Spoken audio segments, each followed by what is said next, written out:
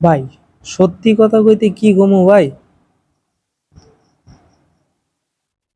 মানে কিছু মানুষের কাহিনী দেখলে অরিজিৎ অরিজিৎ সিং এর গান আছে না, মানে ওই গানের মতো একদম বুহের ভিতরে গিয়া লাগে, বুহের ভিতরে সহ্য করা যায় না রে ভাই। কি যে করি, কি এর এহুনি পালায় গেছে গা, এহুনি পাট খাতে গিয়ে ধরা খায়, ওই হুনি ওই পার্কে গিয়ে ধরা খায়। কেন ভাই, তোরা বিয়া শাদি করতে পারস না? আর নাইলে আমারে ক, আমি একটা তোকে ব্যবস্থা করে দেই।